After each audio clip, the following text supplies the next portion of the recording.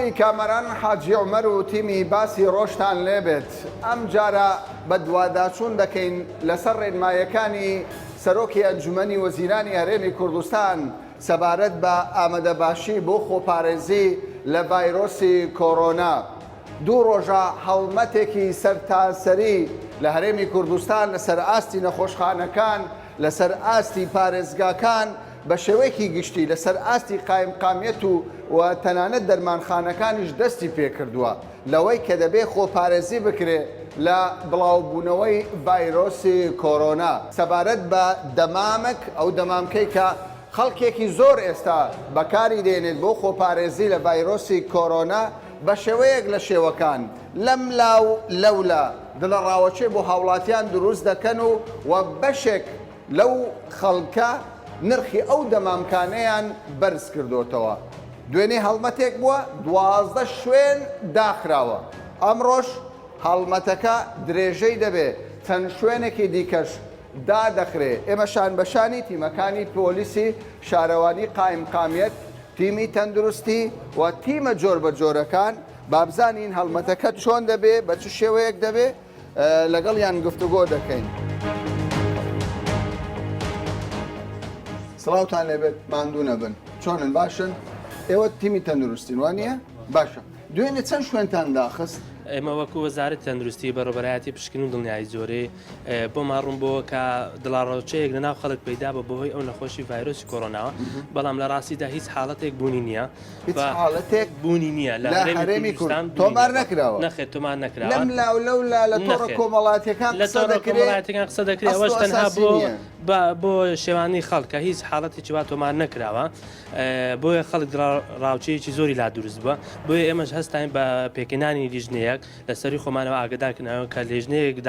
دامەزرین بۆ بە دوواداچوون بۆ ئەم کێشەیە. ئەم کێشەی ژوای کردووە کە زۆرێک لە بازرگانەکان قۆڕخی بازار بکەن و استیغلالی وەزع بکەن. بۆ نمونە ماسک داخوازی زۆر بوو. ئەوەش بەهۆی ئەوەی کە مەسەلەن لە تۆڕە کۆمەڵایەتیەکان هەندێک لەولا ڤیدیۆ شتی وا بڵاو دەکەن و کە حاڵەتی وا هەبووە، بەڵام شتیوان نەبووە بە بۆیە داخوازی لەسەر شێوەی ماسک زۆر بووە. بۆیە ئێمە لیژنەیەکمان پێکێنا لە دوێنەوە دەستمان بۆ هەڵمەتە کرد. دوێنێ بۆ نمونە سەردانی 18 شوێنمان کرد. لەو 18 شوێنەتان 12 شوێنمان داخستن بەهۆی ئەوەی کە سەرپێجیان کرد. بۆ نمونە یەکێکیان لەوانە پێشتر بۆ خۆی پاکەتی بە $1 کڕی بوو بە 1500 دەیفرۆشتەوە. باشە پێم بڵێ تۆ یعنی باس لەوە دەکرێت کە ئەو دەمامکە تا ڕادەیەک پێویستە. ئێوە هەڵمەتێکتان دەست پێ کردووە لە کاتێکدا ڕێنمایەت تەندروستەکان دەڵێ کاکە پێویستە دەمام ببەستی. ئێوەش دەچێن هەڵمەتێک دەست پێ دەکەن هەم دەمامکەکە دەست بە سەردا دەگرن و هەم خاوەنەکەش سزاد دەن. ئەرێ بەڕاست ئەگەر کەسێک دەمامک نەبەستێ مەترسی لەسرە چیە مەوزوع؟ لە ئێستادا هیچ مەترسیەکی وانە لەبەرەوەی هیچ حاڵەتێک لە هەولێردا تۆمار نەکراوە.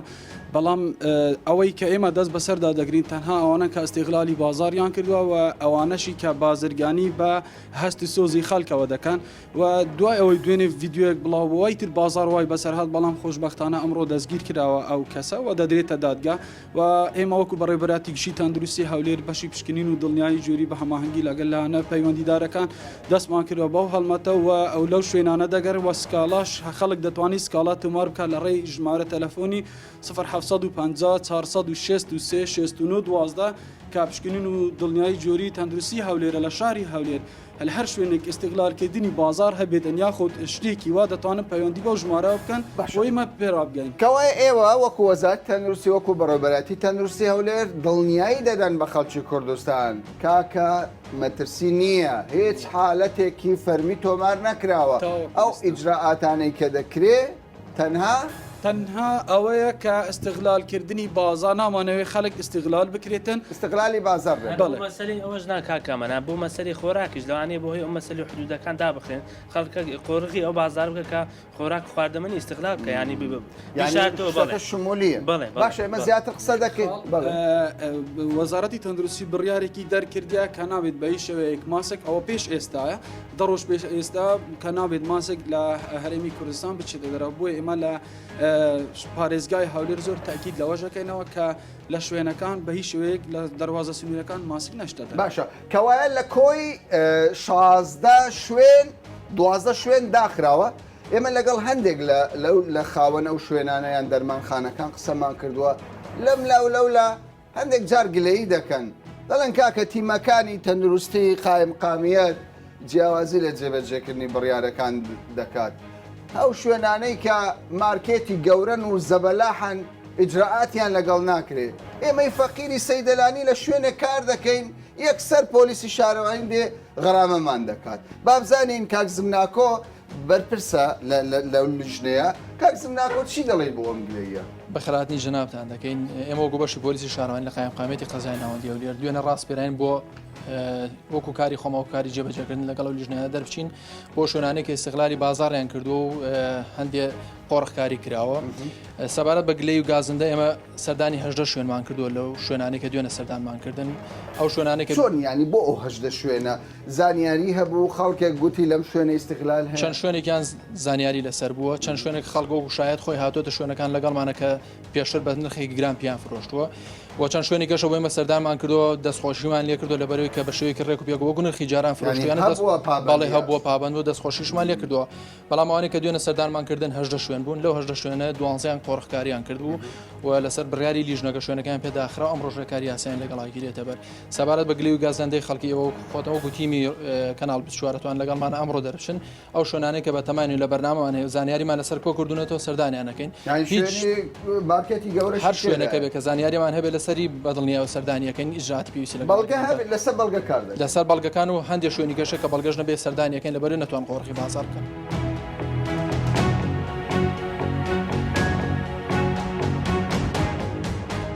کۆگای ئەوە داخراوە كوكاي داخراوة تقريبا همو دكان لابو شارع اطباء لابو موضوع فيس ماسك دزان كونه فيس ماسك سعريان هشتاو 5 سنت يعني دينا لدكاني لچه ذكرن اصلا كاكا اصلا هسه هيج نيه يعني هسه او برادر كريت لاي ماركت ب 6000 ودسته بنجا هسه ب 20000 يعني جرام بو شبكه يعني مصدر مانيه ضروا على دكان انشائيه زاكي وتسند بو استسند داخراوه بريالك تسند تقريبا زيادة له 12 زاد دكان داخراوه 12 دكان داخراوه بتسن روج داخله يعني سزاكت شيء كي هو داخراوه داخستنا يا بس لبو فيس ماسك اصلا امن سيشار شنو فيس ماسك امن دنيا هاتيه شو دنيا لو شو لو اي والله شو نيه نازل اصلا بشو هاتي يك كرتون ليرة يكريت حتى يك كرتون ابو اصلا نازل خواسي زور لسرو ماسكه والله كاكا زور ضربه يعني شكا يعني ازمه اصلا دشي او موضوع وقت مظاهرات لبغداد ازمه ابو تقيش يعني هسه دبل ازمه يعني ازمه مظاهرات وازمه او فيروس كورونا خذ هالسيتي ب $7 تقريبا اري والله وصل شيء وصل شيء قود امام كبو جرام بو برايمن دا خواز زور جيل براد بگرام ام پنجشنبه پاکتن به 12000 ده باشا پنجشنبه پاکتن به 12000 ده 12000 بقوم يقلم ب $6 كريا بتم بدم ب 9000 10000 ده بس زاكي توبسيه 1 مليون دينار لسه سه پاکت ماشي 10000 خير نبو 10000 خير یک دانه به 20000 ده باب قپات يعني تو ضلني اللي قرانا وصل او تبع وصلت فين الشام ده والله كان مشان ده كاينه بلغه زور باشتري كا ابراهيم نشن درت خو او ده موبايلك او تسال يعني لوين دري او تبات لا برين لشويني ماركتي او ماركت او فيس ماسك او باي 19000 و 9 يعني اقرا من دفروش ب 10000 10000 حسابك عم لسه 10000 يا من غرامه كراي ما او لسه 20000 غرامه ناخذ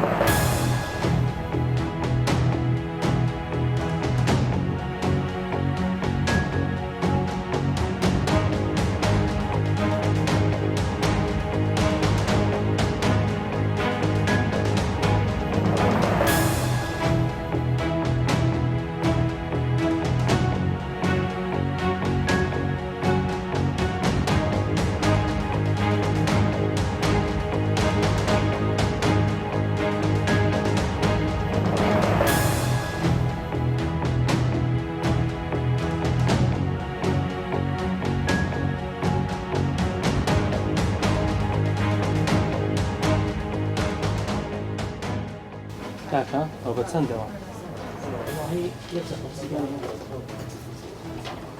هەر لە سیستم دیارە خۆ بچەند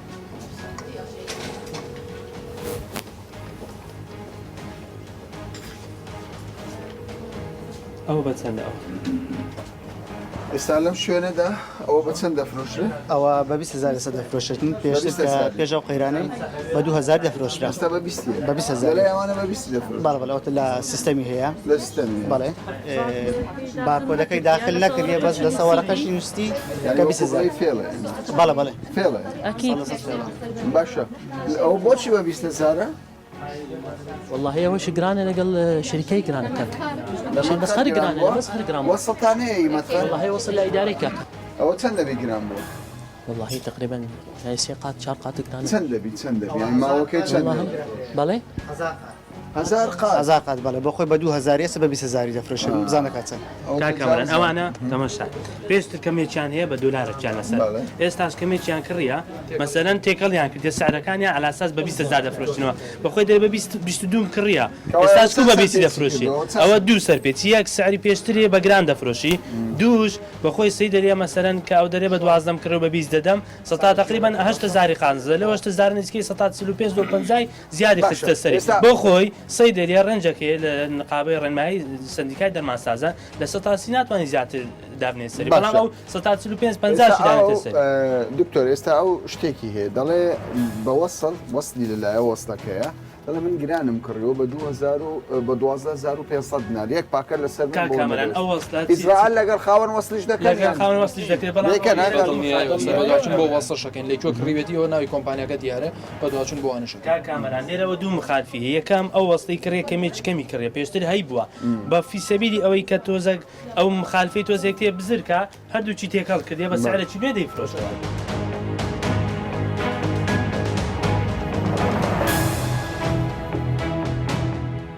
تۆ دەمام کرد کڕی ها بەێ ماسی بە چەند کڕی یەک دانە بە سەیدەلێ؟ لەو سەیدەشتاوێ دەوری سعاد 11 و هەندێک یەک دانە بە 13,000 یەک دانە بە 13,000 ئینەت بۆ کاکە گران سێ قڵت کڕی سێ قڵم کرد 39,000 39,000 بە دەمامکدا بەری بە زۆر نییەوە بەرەوەڵە زۆر هەڵدان پێشتر گوتیان قلیب دانەی بە هزاری بووە شتە چوایە باشە پێ نەگوتنەوە زۆرە بە خوددای خەرک زۆر دەیبردی دیەوە ئێستاش بەکاری نینی هێشتا بەکارمان نینێ نا خۆت ئامادە دەکەیان بەری یعنی ترست لەوەی هەیە کۆرۆنە بڵاو بە خوددای شتەکە بخۆشت لێرە عادەت یار کردە چاولێکەری ڕۆژ لە خۆتەوە ترس لە لادو بەری ئەوەی دەرێن بچی کابرێ گوتی پێشی تایە بەڕێ بەخۆی بەریاری وڵە زۆر هەو کاتی شەوێ زۆر خەربارە ویە بەری خاتونەوەت بە چند کرد خۆت زان چی بوو چ بۆی کڕیتت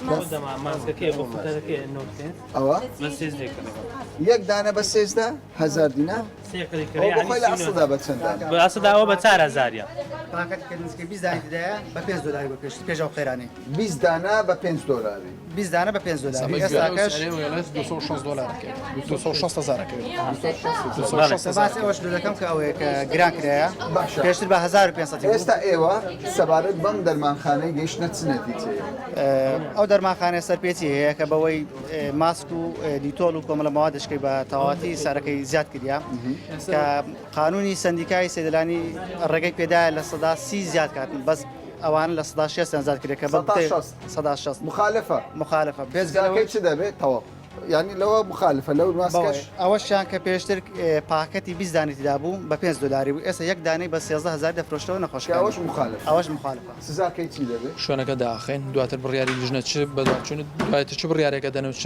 سزایەکە درێ و سزای بەسرا دادەخ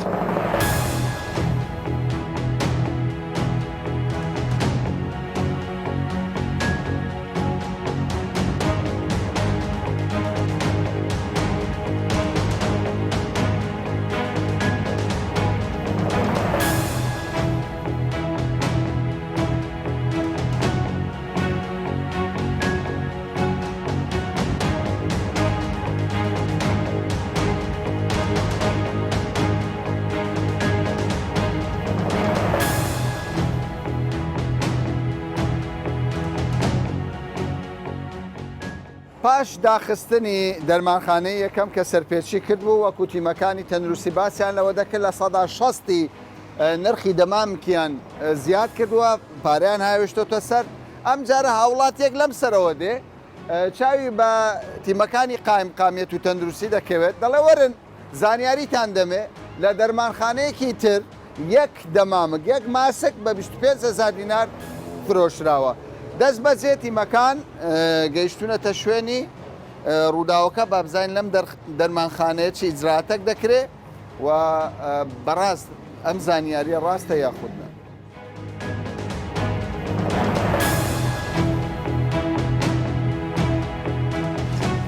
ئێوە زانیاریتان پێگەشت لەلایەن هاوڵاتیەکەوە گوتیان لە دەرمانخانەیەک نرخەکە گرانە زانیارەکە دروست بوو؟ زانیارەکە دروست بوو ئەوش نرخی لێداوە بۆ خۆشی کە بۆ 25,000 فرۆشە یەک دانە 25,000 یەک دانە بەڵێ بۆ خۆی لە دەرمانخانەیەک دایان خست ئەمجارە ئەو دەرمانخانەیە بە 25 لێرە لەگەڵمانە ئێسەکە بۆ سیعرە کرێت بۆ نرخی بازار کە ئێستا بە 25,000 فرۆشی یەکشتی تریش کاکە مخالفە کەشی هەیە ئەو سەیدەریە بۆ خۆی ئیمتیازی بەس نیودەوامە ئێواران بەڵام ئەو لە دەرگای پشتەوەی سەیدەلەکەی کردیتەوە دەرگای پێشەوەی داخستووە دەرگای ئەوەش مخالفە چکە یان دەرگای بڵێ یانی سەیدەریەکەی بەناڕسمی کردیتەوە لە پشتەوەی دەرگای چکی کردیتەوە چی لێ دەکەن کارسم ناکۆن داخستنە ئەوەش جێبەجێ جێبەجێکن دای دەخن دای دەخین.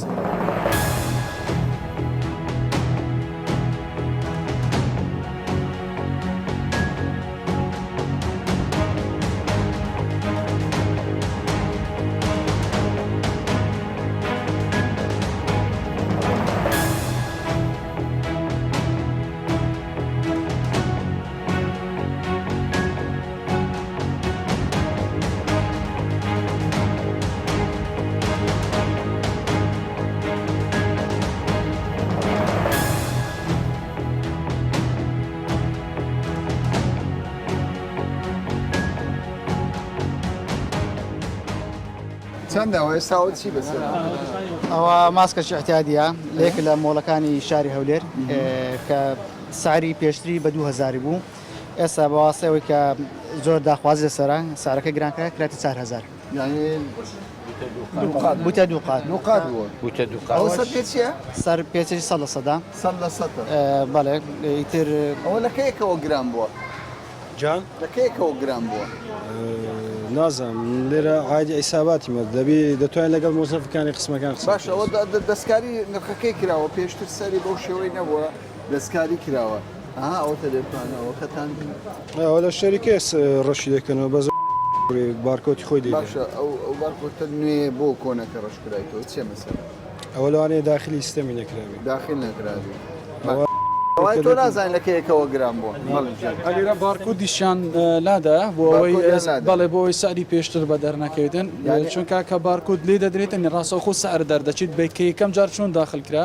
بەڵام لە ئێستادا بارکۆدەکان لادا یعنی ئەوەش سەر پێچیە من سەر پێچە سەرپێچیە لەبەرەوەی هەتا نرخی جاری دوم بۆی دەرنەچێتن لەبەرەوەوانێک کردووە ئەوەی تۆیە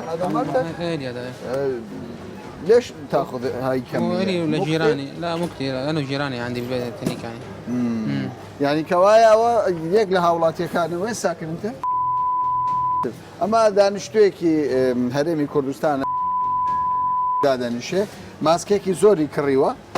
يك 2 3 4 5 6 دەڵێ نەک بۆ خۆم بۆ جیرانەکانیشم کڕیوە ئەکو خۆف العالم كله يعني خايفين يعني ماكو خوف لان لحد الان ماكو اي حاله هو ماكو اي حاله بس يعني احتياطي يعني ياخذ اغراض باشا او دەڵێ من هەر لە خۆمەوە حەز دەکەم بیکڕم و وەکو شتێکی احتياطي لەوەی کە لە ماڵەوە هەم بێ ما تعرف هو صار غالي هسه؟ بلا هو هسه انا كنت بالبازار ب 10,000 يعني هون 4,000 يعني بالسوق السوداء؟ ايه بالسوق بالبازار بالصيدليه لو مكان لا مكان اجهزه طبيه يعني بيبيعوا 10,000 الباكيت ضلي اما هاولاتي ضلي لشوين هيك دەرمانخانە بووە کە ماوادی تەندروستی فرۆشتووە بە 10,000 دینار بووە دەڵێ خۆشبەختانە لێرە هەرزانترم دەستکەوتەوە بە 4,000 کەوایە ئەوان هەر چەندە گرانیان کردو 2,000 دینار بەپێی ڕێنماییەکان وانە؟ گرانی کردووە ئەوە شتێکی تریش لێرە ئەوانەی کە بارکۆدیان ڕاشکرایتەوە لە سیستەمی داخلیان نەکردیە نمونەک دوو نمونیان ئەوانی کە ئەها بۆ شاردنەوەی ڕاستیەکان نمونەک دوو نمونیان داخلی ئێستا بۆ منەوە بارکۆدی ئێوە مارکێتەیە لێرەوە داخل کرایە بەس بەڵام کەمێکی زۆریان کە بارکۆدیان ڕاست کردەوە داخلیان نەکردیان ستا ئەوە بارکۆدی لێ بدە داخل نییە بەڵام بارکۆدە چکە لێ بدە داخل کرا ئێستا لە ئی خۆیان ئەم شوێنە یعنی شوێنێکی دیارە و کاڵاشی زۆرە ئێوە هەر شوێنێک داتان دەخست بەس ئیزراائیل لەگەڵ شوێنێکی بەم شێوەیە گەورەیە چ دەکەن؟ ئیجراءات هەرچی مەواد هەیە هەمووی دەستی بەسەردا دەگیرێتن و شوێنەکەش وەکو تەواوی شوێنەکانی تر سزای پێی بژاردن دەکرێت. پێی بژاردن زیاتر دەبێت کەمتر دەبێت؟ بە تاکەیدەوە مۆڵش گەورەترە و گەڕامەکەی زیاتر دەبێتن بە پێی یاساژ مەسەن یاسا ڕەنجێکی دانایە لە قایمە لە ملیۆنەکە تا 5 ملیۆن غەڕامە دەکرێت.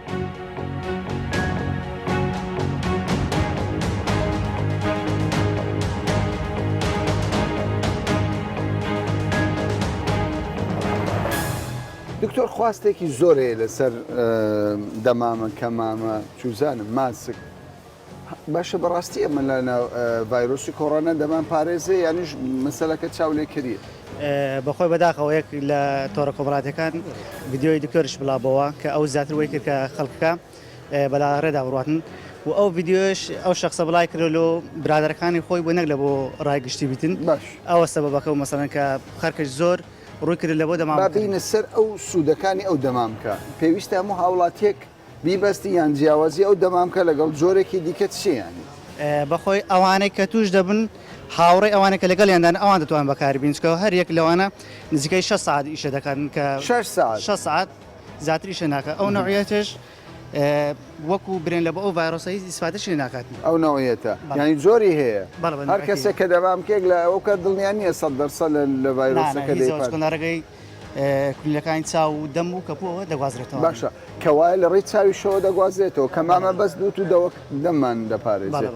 باشە سەبارەت بە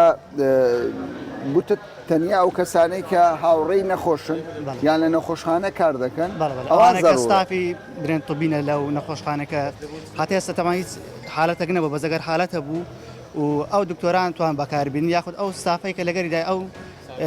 شخصی کە لەگە نەخۆشکە دێتە ئەوان توانی برێن بەکاربین کە وەکو پارێزەیەک ئەوەش لە سەدیش نایپارێزن چکە لە ڕێگەی چاو لە ڕێگەی هەناسە لە ڕێگەی لوت لە ڕێگەی کولینەکانی لەش لە هەموو ڕێگەیش دەگوازرێتەوە ئەو ڤایرۆسە لە ڕێگەی بەریەکەوتنیش بەڵێ لە ڕێگەی هەناسە برێن حتا پژمین و برێن هەر دەستیشەوە بەڵێ ئەوە دەکرێتن و خۆشبەختانە لە کوردستان هەتا ئێستا هیچ حالەتێک نییە و داوا لە هاوڵاتیان دەکەم ینی ئەو ش لە ژانە دەرونیەی دوورکاتەوە هیچ پێویست ناکات ئەو تۆ نییە کە بترسێنەوەی تر پەنا بەنە بەرکە مامە ڤایرۆسەشی احتیادی زۆ خەتەرترە لەو کۆرۆنا ڤایرۆسەی چکە چانسی مردن لە سەدا دووە یان لە 100 کەس 2 کەس ئەگەری مردنی هەیە ئەوانش کە مەسەن بەتەمەنن یاخود مناڵ کە منعیان نزمە ئەوانە چاسی مردنی هەیە.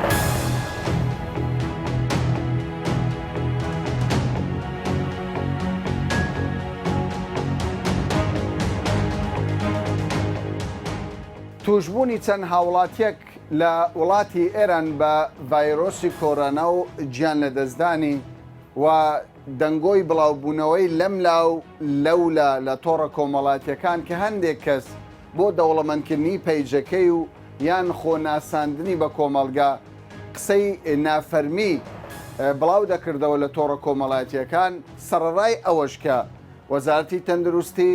بە فەرمی ڕایگەیاندووە کە هیچ حاڵەتێکی توشبوو بە ڤایرۆسی کۆڕۆنا لە هەرێمی کوردستان تۆمار نەکراوە بەڵام ڕووداوەکانی ئێران و هەندێک لێدوان لە تۆڕە کۆمەڵاتیەکان وای کرد کە دڵەڕاوەچێ دروست بێ لەلایەن هاوڵاتیان و ڕووبکەنە دەرمانخانەکان بۆ کڕینی دەمامک بە مەبەستی خۆپاراستن لێرەوە وەزارەتی تەندروستی ئاگاداری تەواوی هاوڵاتیانی هەرێمی کوردستان دەکاتەوە کە ئەم قسانەی دەکرێت لە تۆڕە کۆمەڵاتیەکان لە سەدی دوورن لە ڕاستی هیچ سەرچاوێکی فەرمیان نییە تاوەکو ئەم دەقەی کە من قسە دەکەم هیچ حاڵەتێک لە کوردستان تۆمار نەکراوە و پێویست بەوەش ناکات خەڵک بچنە دەرمانخانەکان هەوڵ بدەن بە پارەیەکی یەکجار زۆر دەمامکێک کە لە ڕابردوودا بە 2000 دینار بووە ئێستا بە 25,000 دینار دەمان کە بکڕن تا باسێکی دیکە و بابەتێکی دیکە بەخواتان دەست.